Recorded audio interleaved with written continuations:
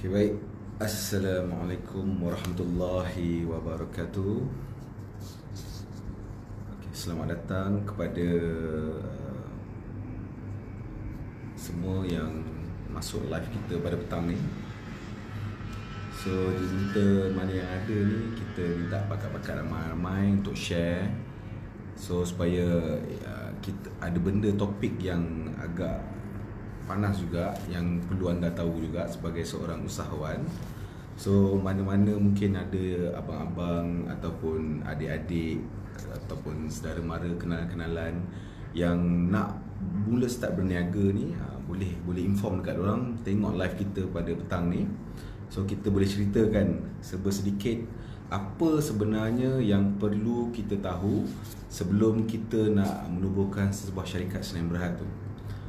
Tapi sebelum kita mulakan ni, mana yang baru masuk, terima kasih saya ucapkan. Boleh tekan button like, komen ke jika ada apa-apa sebarang persoalan yang nak tanya pada kita, boleh ajukan dalam ruangan komen lah. So kita insyaAllah saya boleh jawab sedikit apa yang berkaitan dengan soalan yang diberikan lah. Okay? Kita mungkin akan start kita punya topik kita mungkin dalam beberapa minit lagi.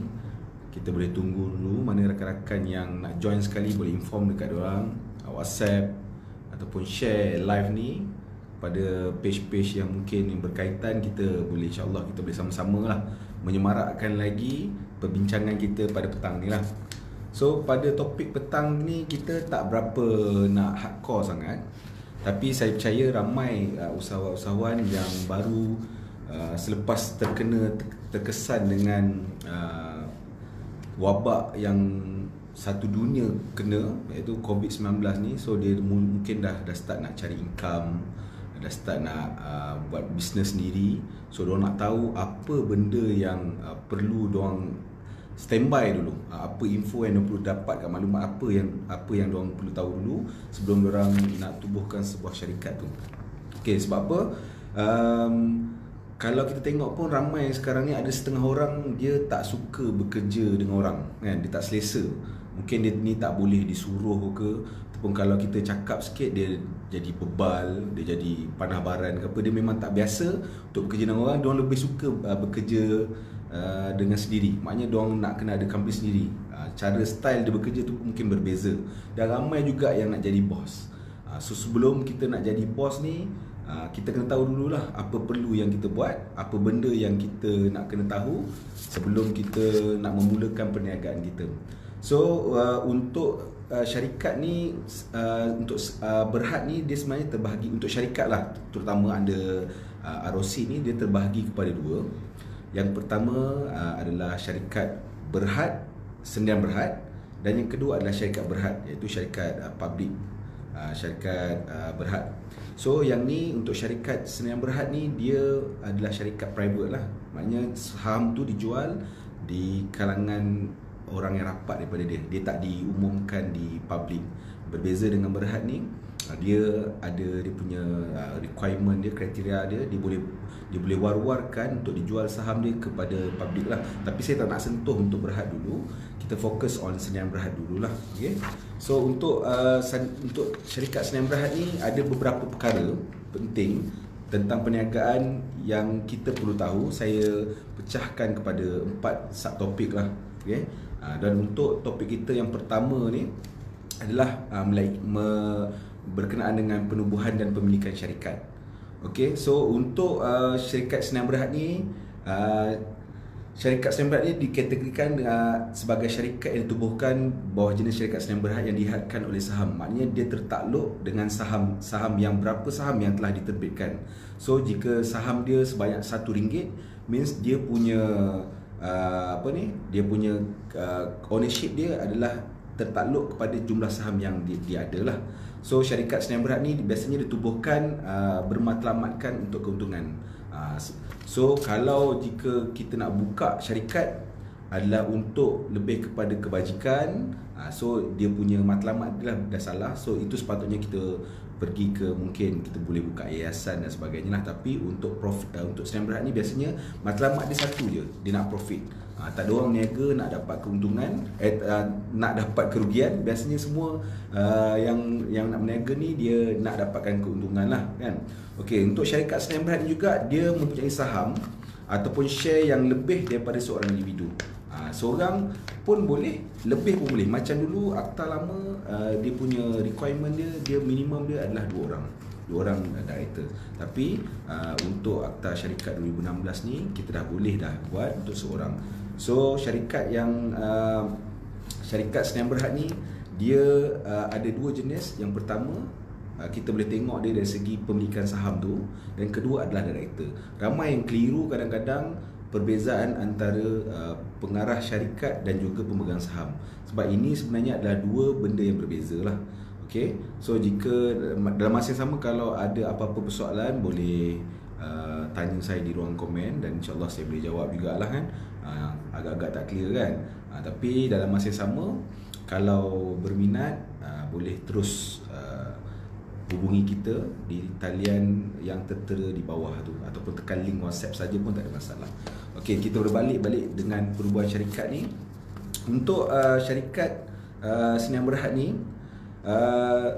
aset yang ada dalam syarikat ni, syarikat boleh miliki sepenuhnya. Maknanya dia tak sama macam enterprise. Sebab enterprise ni, jika barang yang kita beli ni, dia boleh jadi hak milik personal, dia akan kacau personal. Tapi kalau Sdn Bhd ni, apa sahaja benda yang dilakukan, dia boleh diregisterkan, boleh didaftarkan atas nama syarikat tu sendiri tanpa kena-mengena dengan owner syarikat.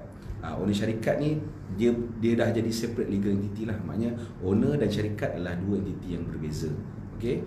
So untuk director ni, dia lebih kepada pengarah syarikat. Dia akan uruskan segala aktiviti-aktiviti syarikat, manakala shareholder ini adalah lebih kepada pemberi modal lah, sumbangan modal. Maknanya kalau kita nak tahu siapa owner syarikat tu, kita boleh tengok pada siapa pemegang saham dia.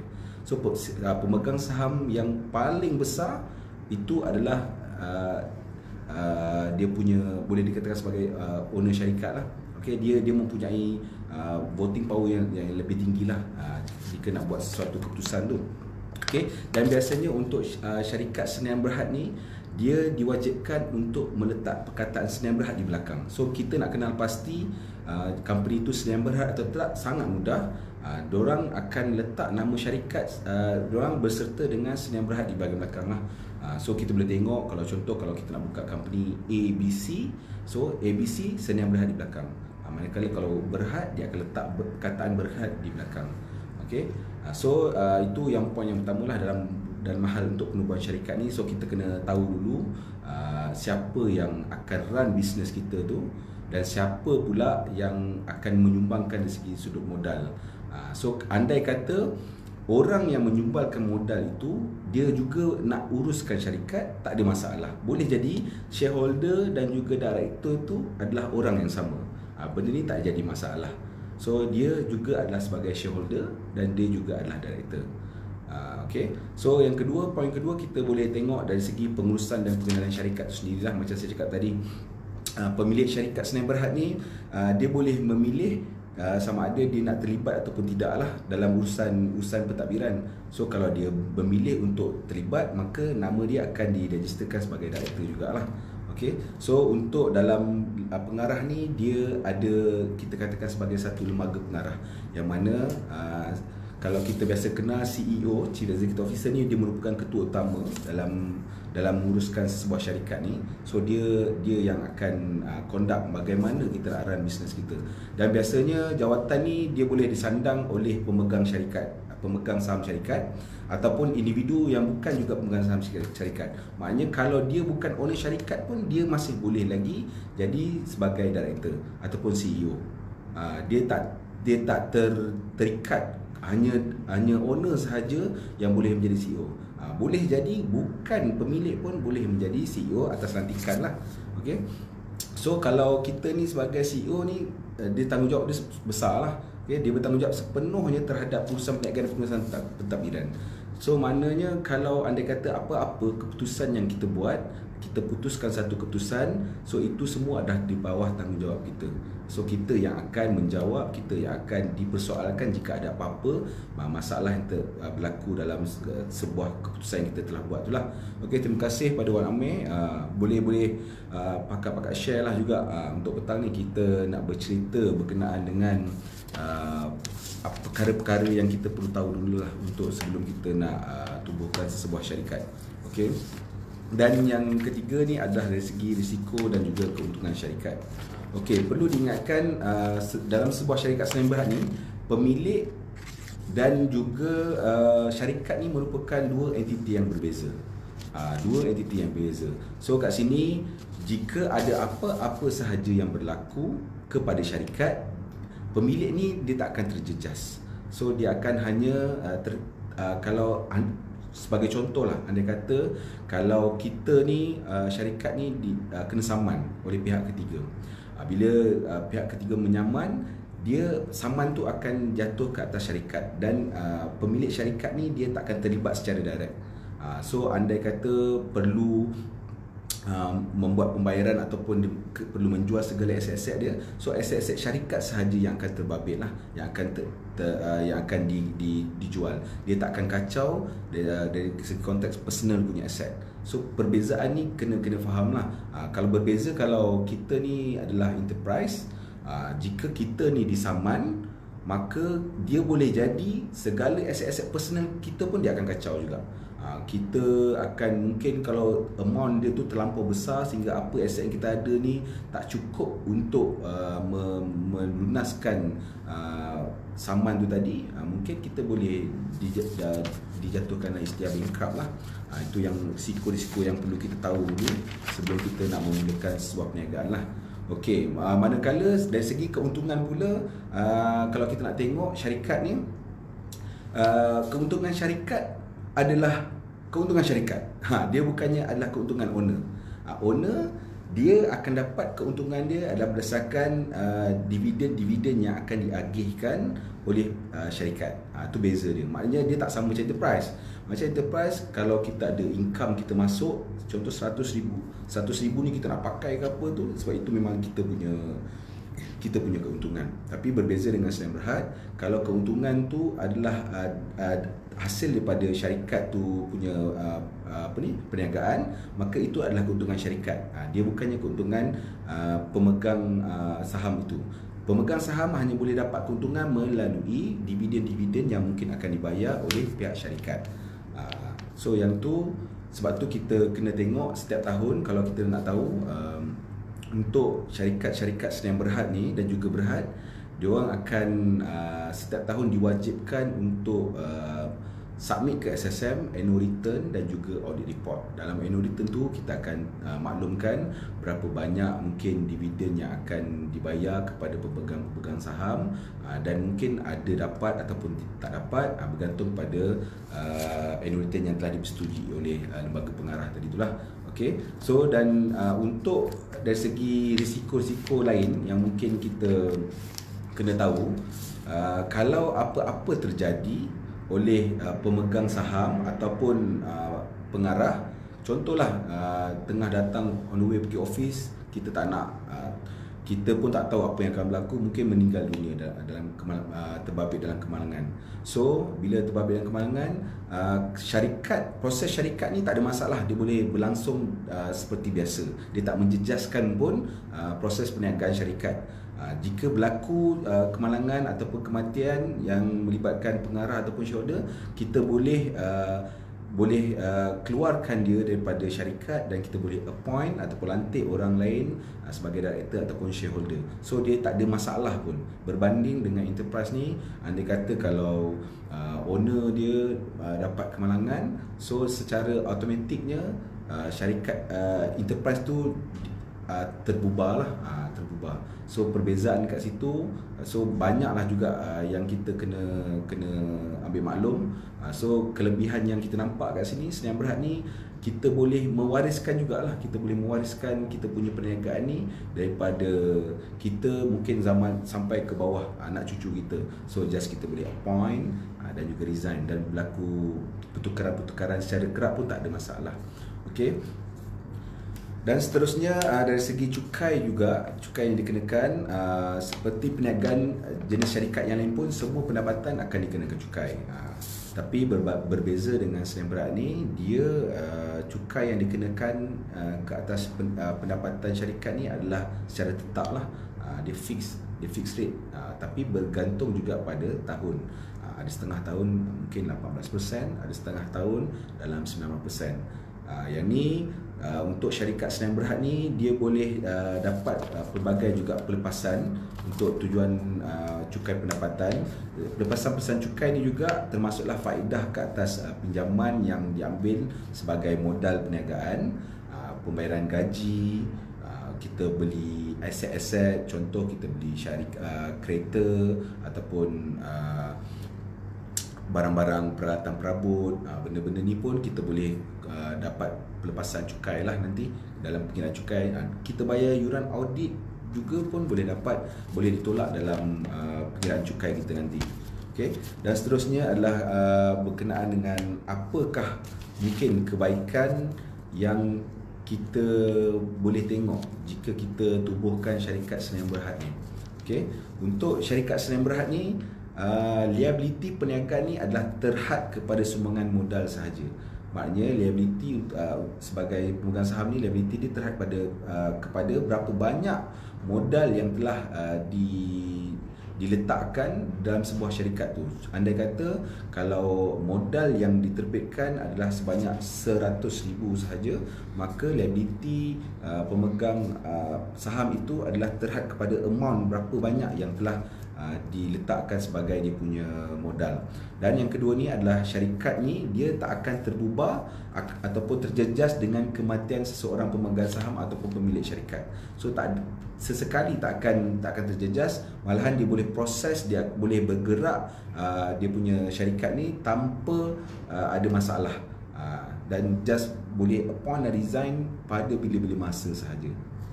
Okay. Yang ketiga ni adalah kemudahan untuk mendapat modal lah. Sebab untuk syarikat Sdn Bhd ni, kita bergerak atas modal, atas pemegang saham. So kita boleh terbitkan modal, kita boleh jual, kita boleh naikkan modal kita tanpa ada masalah. So kita boleh tengok, kalau enterprise ni kita tak nampak berapa banyak modal yang kita telah keluarkan dan berapa banyak keuntungan. Jika kita buat kita buat management account pun, untuk enterprise ni kita tak boleh nampak berapa jumlah modal yang kita telah gunakan sebagai modal permulaan kita. Tapi dalam untuk Sdn Bhd ni kita boleh nampak, sebab setiap modal yang kita keluarkan ni kita boleh register dalam Sdn Bhd. Dan kebaikan modal ni pula adalah untuk akan datang ni kita boleh dari segi loan ataupun tender, projek-projek tender. Kat sini pun dia boleh nampak berapa banyak modal yang kita ada untuk kita start kita punya bisnes lah kan. Okey, dan seterusnya adalah proses penukaran dari segi hak milik pun menjadi lagi mudah berbanding dengan Sdn Bhd, berbanding dengan syarikat enterprise tu. Sebab yang ni sangat mudah, proses resign dan juga appoint ini mengambil masa mungkin dalam 1 hari sahaja. So sangat mudah. Apa-apa terjadi, kalau rasa kita punya partner ni tak berapa ngam dengan kita, ataupun kita rasa bisnes kita ni dah tak boleh nak go, kita anytime kita boleh tukar kita punya partner, nama kita letakkan dengan nama yang lain, ataupun kita seorang saja pun tak ada masalah. Okay. Dan seterusnya adalah syarikat jenis Sdn Bhd ni, dia mempunyai potensi yang sangat besar dalam memajukan dan mengembangkan perniagaan secara meluas.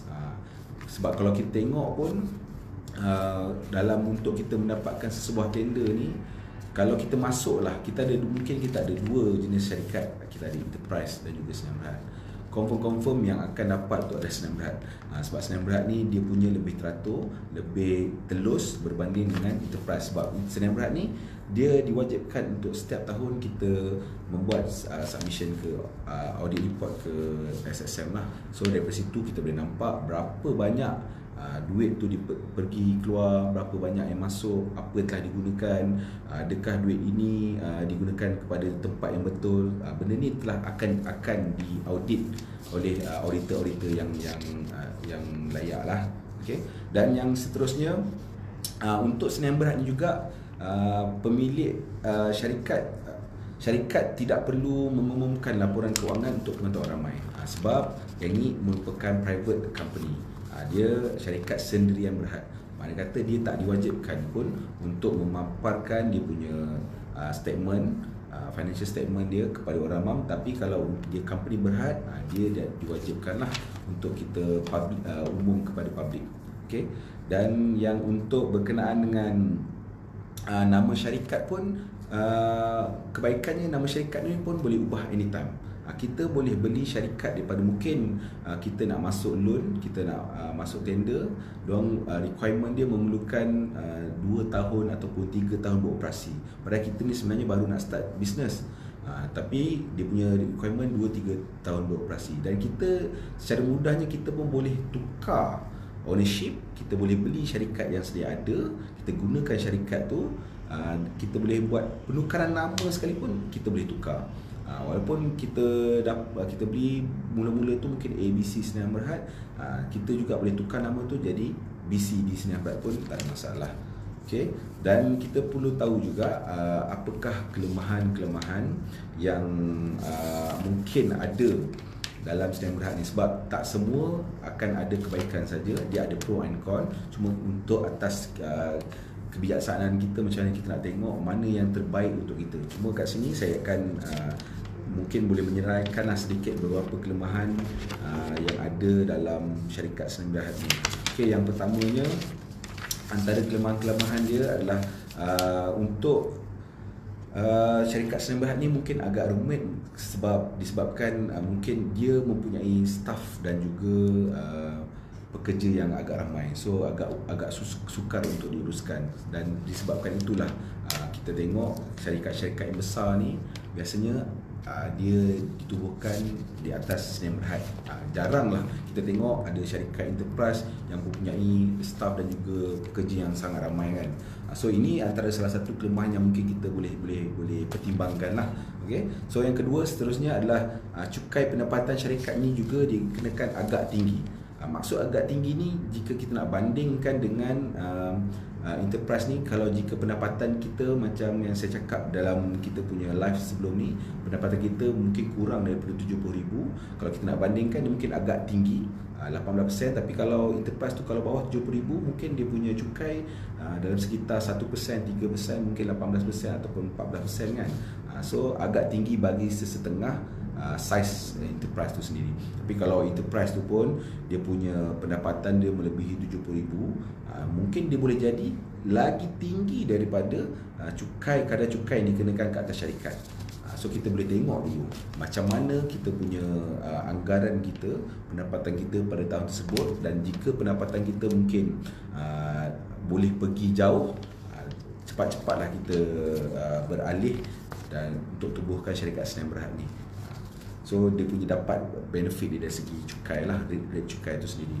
Okay. Dan seterusnya, saham syarikat ni tak boleh dijual melalui pasaran saham lah.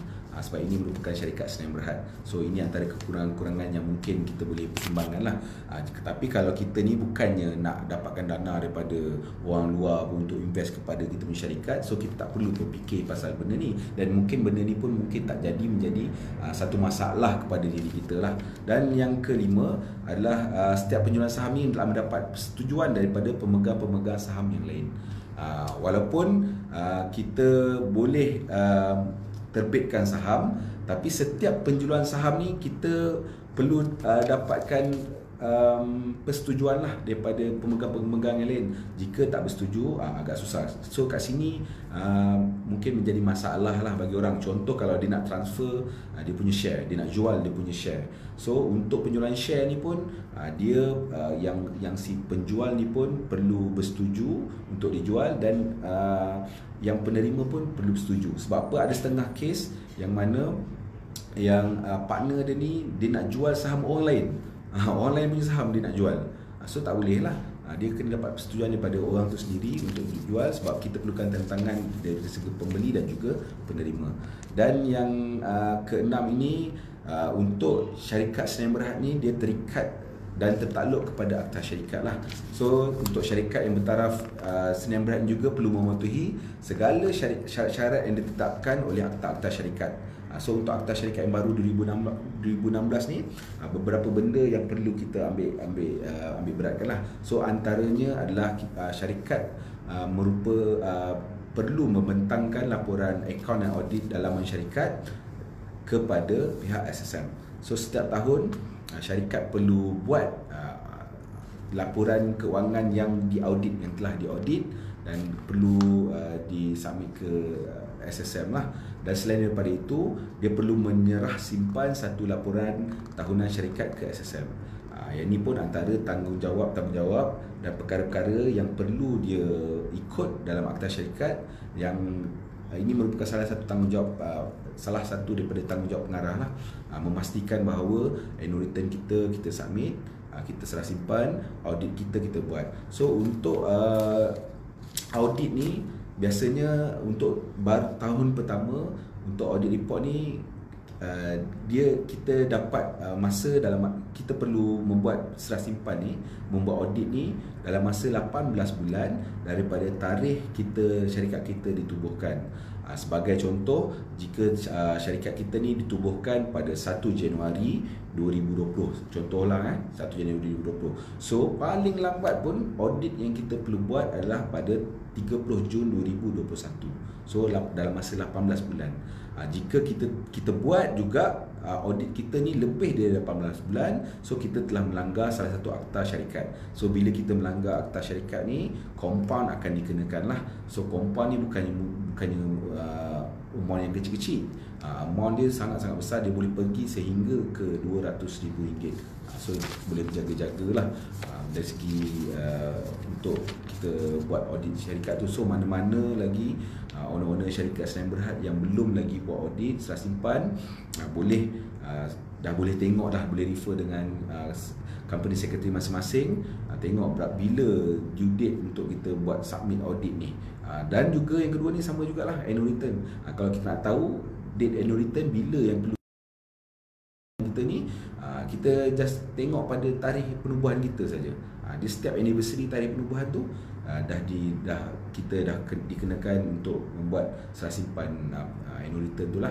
So, kalau contoh kita incorp pada 2 Jun, means 2 Jun setiap tahun 2 Jun kita kena buat submission annual return kepada syarikat SSM lah.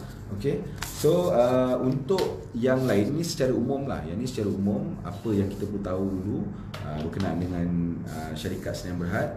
So kalau untuk mana-mana yang berminat untuk menubuhkan syarikat, boleh refer kepada kita, boleh bertanya dengan kita macam mana kita nak buat. Sebab kita sekarang ni pun kita ada buat beberapa promosi penubuhan yang mana jarang-jarang juga kita buat. So boleh tekan link, boleh WhatsApp kat kita, tanya okay, ada promo baru yang kita tengah buat ni. So boleh katakan untuk penubuhan syarikat ni ramai juga yang tengah nak buat kan. Sebab diorang kadang-kadang diorang tak tahu, ada setengah orang tu dia nak buka syarikat Senayan Berhad, dia terus pergi SSM.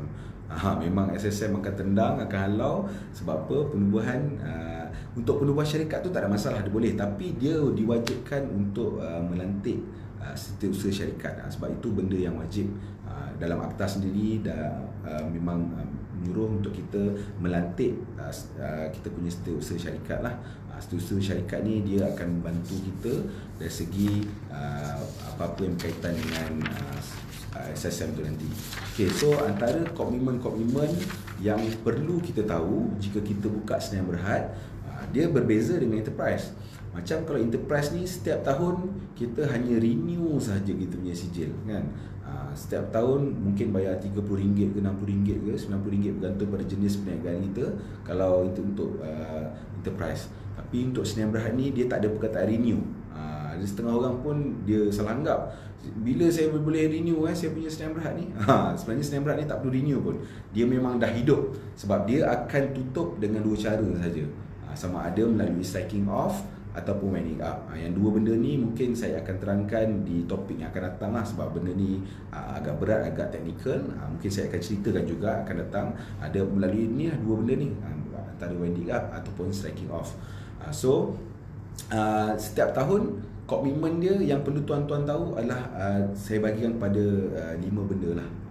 Yang pertama, bila kita diwajibkan untuk melantik setiausaha syarikat, makna kata setiap tahun ataupun setiap bulan kita perlu membayar yuran setiausaha syarikat. So benda ni memang akan, biasanya kebanyakannya diorang akan isu setahun lah.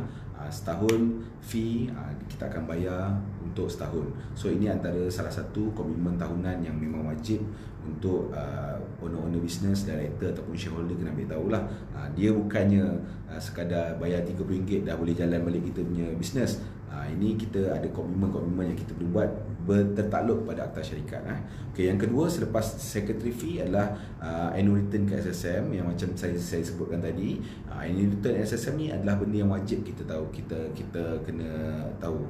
So annual return SSM ni biasanya company secretary yang akan preparekan dokumen tersebut, dan kita akan submit benda ni kepada SSM. Sebab dalam annual return tu macam-macam lah info-info berkenaan dengan syarikat, siapa director dia, mungkin ada perubahan dari segi business address ke, dari segi pemegang syarikat, pemegang saham syarikat ataupun pengarah. So segala perubahan tu akan dimaklumkan di annual return. Berapa dividen, mungkin berapa dividen yang akan dibagi akan dimaklumkan juga. So kita kena submit ke SSM lah untuk tindakan seterusnya. Dan yang ketiga adalah audit. Untuk audit. So walaupun tiga benda ni adalah satu benda komitmen yang setiap tahun kita kena buat, sebelum untuk account audit ni kita perlu buat account lah. Tapi mana-mana syarikat yang mungkin baru sahaja start, mungkin dia tak ada accountant dia. So kita perlu lantik third party ataupun firma-firma yang boleh buat untuk buat management account. So benda ni pun kita kena ambil kira dari segi costing kita untuk tahunan. Mungkin kalau kita, sebab biasanya untuk accounting ni dia punya fee dia bergantung kepada berapa banyak sales yang kita ada. Sebab kita nak buat account ni bukan account untuk secara bulanan. Kalau kita dah buat secara bulanan, so tak ada masalah lah. Hujung tahun je nanti mungkin kita boleh tutup untuk buat audit. Tapi kalau jenis yang company kecil-kecil memang tak ada nak buat account, diorang akan kumpulkan 1 tahun punya transaction, diorang akan bagi kepada accountant luar kan, external, mungkin dia nak buat, dia akan hantar. So benda ni, fee ni biasanya bergantung kepada range income dan juga transaction yang ada pada syarikat tuan lah. Kita boleh tengok daripada bank statement dia macam mana, berapa banyak transaction. Dan mungkin kedua, kita boleh tengok dari segi invoice dia, mungkin dia ni jenis ada invoice. Kalau tak ada invoice pun dia ada mungkin payment voucher ke, berterabur ke tak berterabur kan, dia bergantung. So range harga biasanya untuk account ni mungkin dalam lingkungan 1,000 ke 3,000 atau 4,000 boleh jadi. Dia bergantung lah. So komitmen yang ni termasuk juga dalam komitmen tahunan jika tuan-tuan tak ada accountant sendirilah. Dan seterusnya yang keempat ni lah adalah audit lah.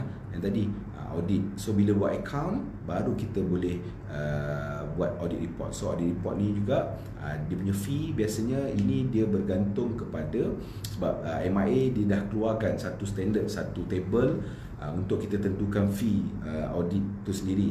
So apa yang kita tahu, kalau jika untuk menentukan audit fee ni adalah melalui, pertama melalui total asset. Dia akan tengok berapa banyak total asset kita, dia punya rate dia yang telah ditetapkan lah. Yang kedua adalah melalui total expenses kita. Yang ketiga adalah total turnover kita. So ketiga-tiga ni adalah antara salah satu kriteria yang akan menunjukkan berapa banyak fee yang perlu kita bayar untuk kita buat audit tu nanti. Dan yang terakhir adalah tax. Untuk tax, so bila kita dah buat account, kita dah buat audit, tax juga merupakan salah satu benda yang wajib yang perlu kita buat setiap tahun. Ada juga yang tanya, saya baru income bulan 1 hari tu, saya nak buat tax. So biasanya kalau untuk makluman, tax ni dia akan dikira selepas 1 tahun kita beroperasi lah. Maksudnya dia bukannya kira kita punya pendapatan kita bulanan. Dia nak tahu berapa banyak income yang kita dapat pada tahun tu. Tapi untuk itu untuk enterprise. Tapi kalau untuk Sdn Bhd, tax ni kita perlu declare dalam masa tempoh 6 bulan selepas year ended kita, selepas tarikh kewangan kita berakhir.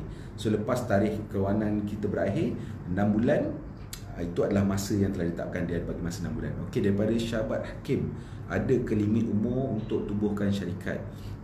Okey, untuk tubuhkan syarikat perlulah berumur lebih daripada 18 tahun lah. So kalau bawah 18 tahun memang tak boleh untuk tubuhkan syarikat. Lagi-lagi kalau tiba-tiba kalau anak kita baru lahir, kita nak letakkan nama dia as a director kan, memang tak boleh lah. Dia perlu berumur 18 ke atas lah. 18 ke atas baru boleh boleh ditetapkan sebagai director ataupun sebagai shareholder. Dan antara kriteria-kriteria lain, okey, terima kasih Syahabat ni. So saya pun boleh cerita jugalah apa kriteria-kriteria yang membolehkan kita untuk tubuhkan syarikat kan. So antara kriteria yang lain adalah yang kedua, kita perlulah seorang yang tak ada membuat apa-apa jenis kesalahan jenayah dari segi kesalahan undang-undang lah, undang-undang jenayah ke luar ataupun dalam negara. So kalau kita ada kesalahan jenayah di luar atau dalam, so memang tak boleh untuk kita menjadi sebagai seorang director ataupun shareholder. Itu kena tahulah.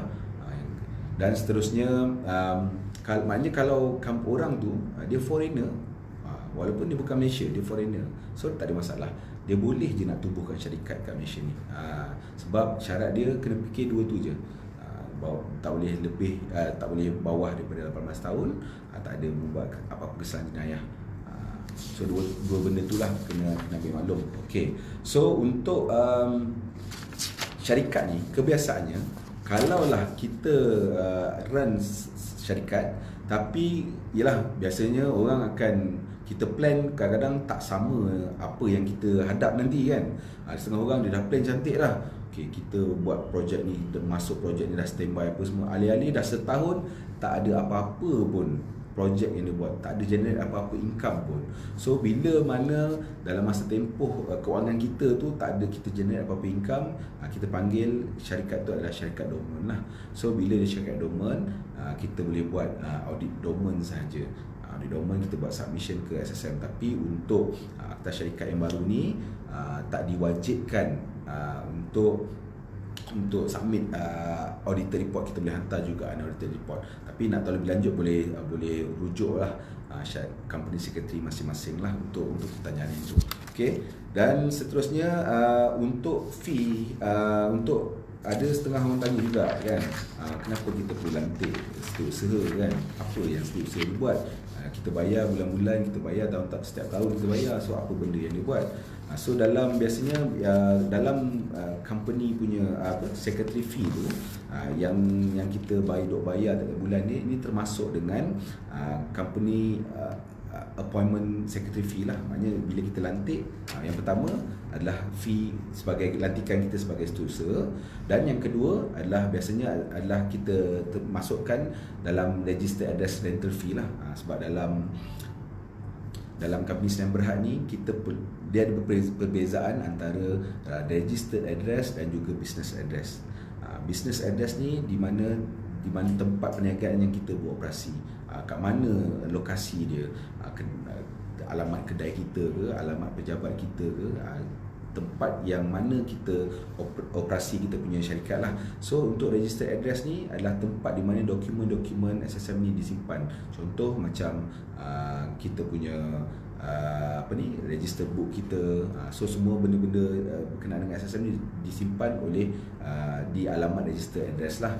Dan seterusnya adalah apa-apa sahaja surat daripada SSM, dia akan hantar ke alamat register address lah, untuk make sure setiausaha ni dia akan guide director dan juga shareholder untuk follow akta syarikat. Mungkin ada benda-benda yang perlu dimaklumkan, dia akan maklumkan ke setiausaha untuk membuat action yang seterusnya lah. Okay. Yang ni juga company secretary juga ataupun register address ni, dia perlu ada company secretary dekat alamat tu. So tak boleh kalau kita nak letak register address tu di rumah kita, tapi company secretary tak ada kat situ. Dia tak boleh. Sebab itulah beza kat sini business address dengan registered address. Ada setengah orang dia tanya, saya punya ni tak boleh ke nak letak sebagai registered address kan? Tak boleh, sebab yang didaftarkan mengikut alamat setiausaha. Sebab dekat registered address tu kena ada setiausaha ataupun wakil setiausaha. Jika Sam datang nak tengok, datang spot check ke, kalau lah setiausaha tak ada kat situ, boleh akan dikenakan compound atau tindakan. So agak bahayalah kalau kita letak registered address selain daripada alamat company secretary kita. Okey, yang ni juga antara ni dia antara tanggungjawab dia juga, dia akan remind lah apa-apa sahaja responsibility yang berkaitan dengan syarikat, Akta Syarikat 2016. Contohnya macam annual return tadi tu.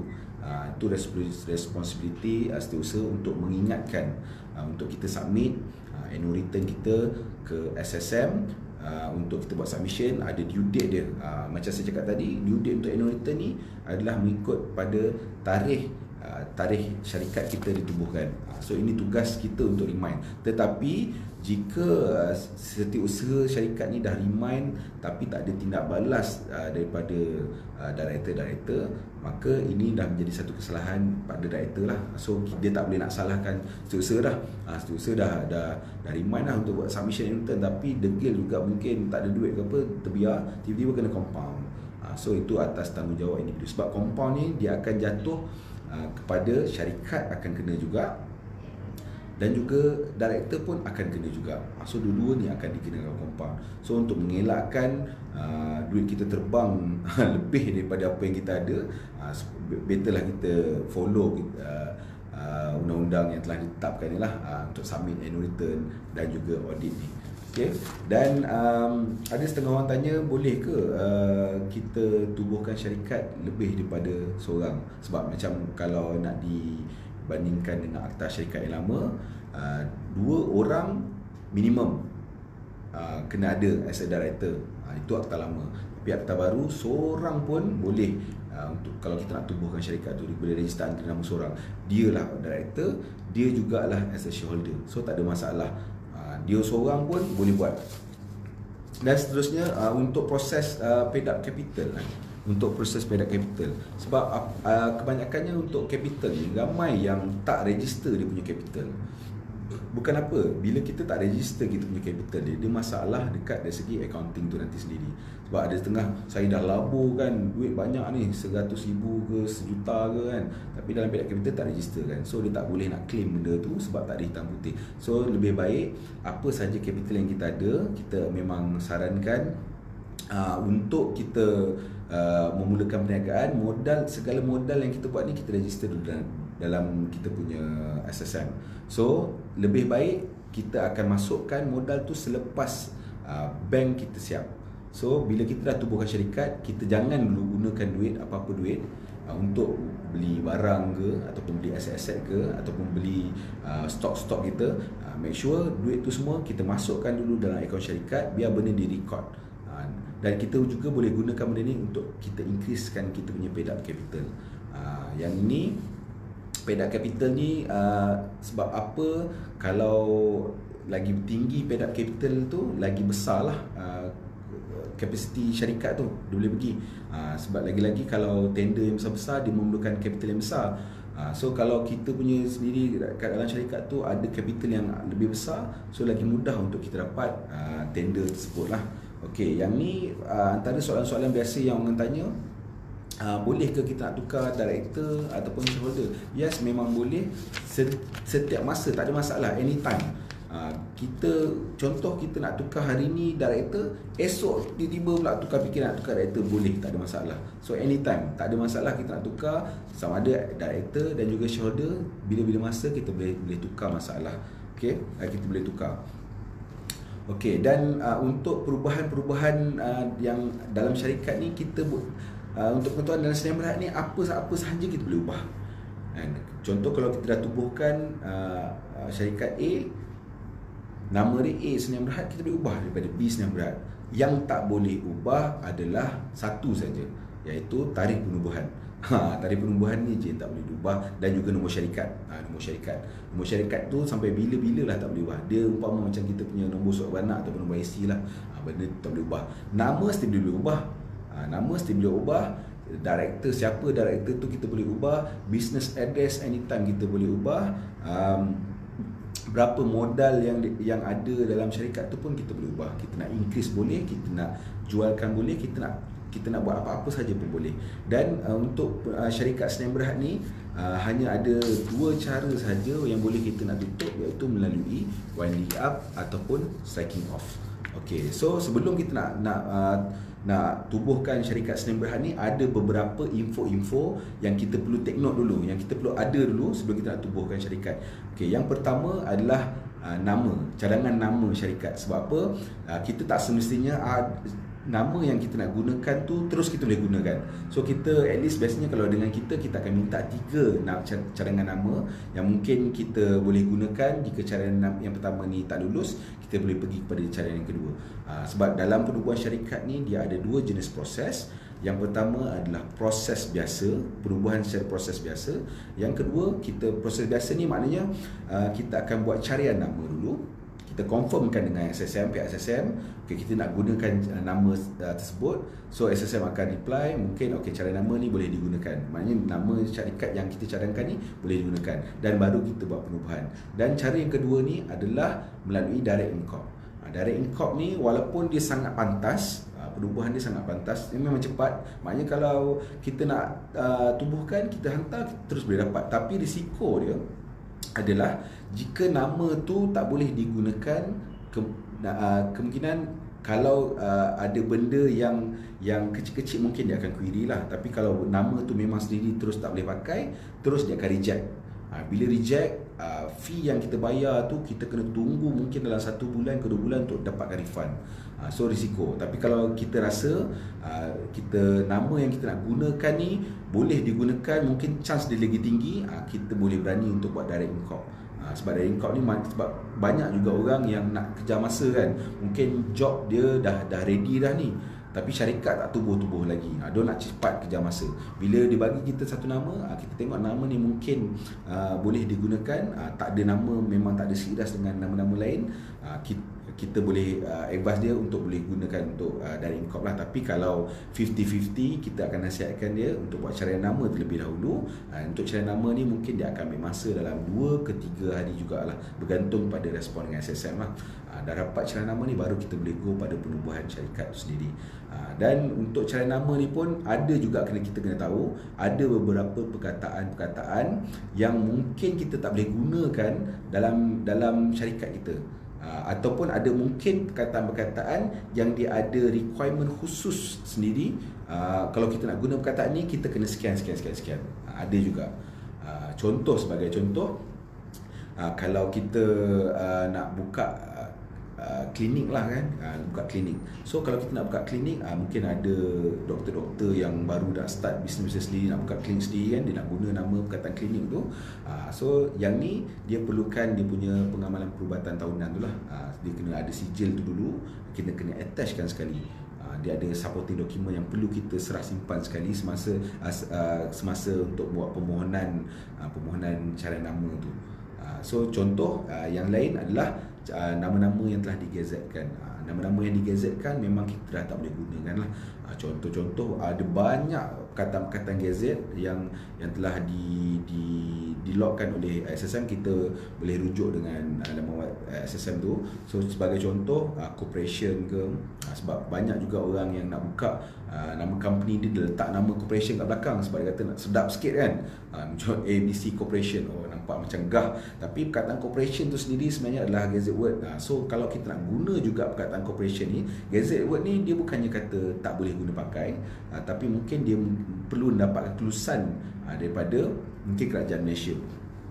Macam yang untuk corporation ni, daripada SME lah, dapat kelulusan, boleh guna nama corporation ni, baru kita boleh guna. Sebab corporation ni dia akan mengelirukan orang awam tau. Sebab ada koperasi, ada pula Senayan Berhad. Adakah benda ni sama kan? Koperasi ada dia punya corporation dia kan. Ini koperasi tapi Senayan Berhad. Adakah benda sama? Dia boleh mengelirukan. Tapi kalau kita dapat kelulusan daripada pihak-pihak yang berkenaan, mungkin kita boleh guna. Tapi kebanyakannya memang agak susah lah. Dia ada banyak sangat corporation, perkataan-perkataan gazette yang kita kena maklum. Boleh rujuk lah dengan company secretary dengan kita pun tak ada masalah, boleh tanya dulu kat kita, tuan ni boleh tak guna nama macam ni kan. Biasanya kita sebelum kita dapat nama tu, kita akan semak dulu secara unofficial, kita akan advise based on kita punya knowledge. Okay, tuan, nama ni kita boleh gunakan, so tak ada masalah, kita boleh proceed. Dia kata nama ni kita tengok pun dalam list boleh agak mengelirukan, kita akan advise, okay, tuan ni nama ni agak susah, kita akan turn kepada yang nombor 2 lah.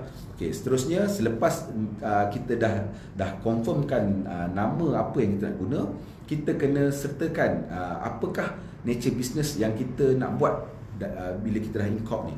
So benda ni macam dulu, untuk akta yang lama, kita boleh letakkan seberapa banyak jenis bisnes yang kita nak buat dalam company tu. Kalaulah dia buat 50 jenis bisnes, so M&A dulu memang agak tebal. Tapi sekarang untuk akta syarikat 2016 terhad untuk 3 nature business sahaja. 3 sahaja nature business. So dulu mungkin kita lah kontraktor pakai company tu, kita lah buat supply catering, kita lah juga jual produk, kita lah juga buat kontraktor, kita lah juga macam-macam, semua kita. Ni tak boleh, sekarang ni 3 saja. Andai kata kalau lebih pada 3, memang kita tak ada cara lain, sama ada kita keluarkan salah satu daripada 3 ni, kita masukkan yang baru, ataupun kita tubuhkan syarikat yang baru. Sebab yang ni hanya tertakluk kepada 3 nature business sahaja. Okay? Dan seterusnya, jika kalau syarikat yang kita nak tubuhkan ni dah sedia ada, so kita boleh masukkan tempat business address kita. Sebab apa? Lepas ni business address ni dia sebenarnya sangat berguna. Sebab kadang-kadang ada setengah, kalau kita nak buka account bank nanti, ada setengah diorang akan refer kepada business address. Kalau tak ada business address, dia akan register address. Kadang-kadang ada syarikat ni dia dekat Shah Alam contoh, kita pula dekat Sepang. Nak buka account dekat Shah Alam, tapi tengok register address dekat KL. Sebab business address dia tak register lagi. So bank kadang-kadang ada setengah bank dia tak terima. Dia nak tengok, depends on kat mana kita register address ataupun business address tu. So kalau boleh, kita dah tentukanlah kat mana business address yang kita nak buat tu. Kalau tak ada pun sebenarnya tak ada jadi masalah. So benda tu adalah optional lah. Dan yang kedua adalah seterusnya adalah maklumat director dan juga shareholder. So untuk penubuhan syarikat ni, kita kena confirmkan dululah berapa banyak shareholder yang kita nak register kan, dan berapa banyak director yang kita nak register, kita kena confirmkan. Kalau kita seorang, kita director, kita shareholder, so lagi senang lah. So apa yang kita perlukan untuk penubuhan syarikat ni hanyalah salinan IC saja, dan juga beberapa info-info yang lain lah. Contoh info-info lain yang kita perlukan ni adalah ada segi nombor telefon dan juga email address. Benda ni adalah satu benda yang wajib lah, wajib ada. Kalau tak ada email address lagi tu, boleh buat dulu email address, kemudian gunakan email address tu sebagai untuk kita registration. Sebab benda ni adalah benda yang wajib, yang info yang perlu ada lah sebelum kita nak tubuhkan syarikat ni. Dan kena make sure seterusnya, selepas kita dah tahu director, berapa orang director yang kita nak buat, berapa banyak director yang kita nak tetapkan. Sebab untuk Sdn Bhd ni, maksimum yang boleh kita register untuk director adalah 50. Kalau kita nak register lebih daripada 50, kita tak boleh tubuhkan syarikat Sdn Bhd lah. Kita boleh tubuhkan syarikat Berhad saja. Untuk Sdn Bhd ni, dia maksimum adalah 50 director sahaja. So kalau nak lebih, kena keluar masuk lah. Sebab maksimum hanya 50.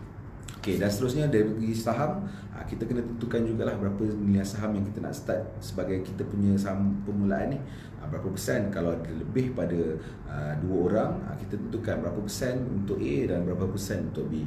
Mungkin kalau 50-50, kita boleh tak 50-50. Kalau mungkin dia ni hanyalah penyumbang kecil saja, kita nak letak 10%, so kita boleh setkan si A ni adalah 10% dan si B ni adalah sebanyak 90%. So itu adalah antara info-info yang kita perlukan sebelum kita nak tubuhkan syarikat Sdn Bhd lah. Dan mungkin lepas ni kita boleh pergi pula kepada bagaimana kita nak tengok yayasan. Sebab yayasan ni untuk beberapa hari kebelakangan ni, beberapa minggu kebelakangan ni, sangat banyak persoalan yang saya dapat berkenaan dengan yayasan. So mungkin lepas ni kita boleh buka satu lagi topik khas berkenaan dengan yayasan, kita boleh cerita macam mana nak guna, macam mana nak buat yayasan ni. Boleh tak yayasan ni generate apa-apa income? Boleh ke tidak? Dan boleh ke kalau kita nak tubuhkan yayasan ni, kita nak buat pengkhususan hanya untuk sesuatu kelompok saja yang boleh dapat sumbangan. Benda-benda ni semua kita boleh ceritakan di topik yang akan datang nantilah. So untuk mana-mana yang ada kat dalam live ni, terima kasih banyak-banyak saya ucapkan. So kalau ada benda-benda yang masih tak clear lagi, ada persoalan, boleh tuan-tuan boleh komen dekat bawah. Saya sedia untuk menjawab apa-apa saja soalan-soalan yang mungkin bermain di fikiran tu. Kita pun ada masa lagi, lebih kurang dalam 3 ke 5 minit. Saya boleh luangkan masa untuk menjawab apa-apa soalan yang berkaitan yang mungkin yang tak clear berkenaan dengan penubuhan syarikat ni lah. So seperti yang sedia maklum, kalau tuan-tuan pun dah clear dari segi apa tanggungjawab, apa yang perlu kita tahu dari segi risiko dia, apakah benda yang kita perlu buat. So benda tu lagi memudahkan kita lah untuk kita buat, sama ada kita sebelum kita nak membuat nak tubuhkan Khamis yang Berhad tu. Okay, saya ucapkan terima kasih banyak-banyak. So kalau ada soalan tak apa, tak ada masalah, boleh tanya saya. Saya akan menjawab apa-apa saja persoalan yang tuan-tuan mungkin boleh tanya saya. Okey. Ada lagi ke? Kalau ada saya boleh jawab. Kalau tak ada, kalau rasa-rasa segan ataupun nak buat terus perubahan syarikat kan, memang dah ready dah ni. Dah ready nak buat syarikat ni. Cuma tak jumpa lagi siapa yang saya nak buat dengan siapa. So boleh terus WhatsApp, boleh tekan link dekat bawah tu, boleh terus jumpa saya, kita boleh set satu appointment ke, kita boleh jumpa, kita boleh discuss, kita bagi harga promo. Memang sekarang ni pun kita tengah buat promotion untuk penubuhan syarikat ni. Memang promotion ni pun tak masuk di akal, sebab kita pun sebenarnya kita nak membantu usahawan. Kita pun bukan fikir untuk profit juga, kita fikirkan untuk sumbangan kita untuk masyarakat jugalah. So tak ada, bukannya profit semata-mata.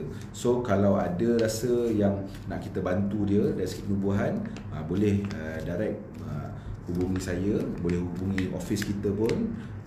Office kita terletak di Megan Avenue 1 Jalan Tun Razak. So mana-mana yang free boleh datang bila-bila masa waktu pejabat.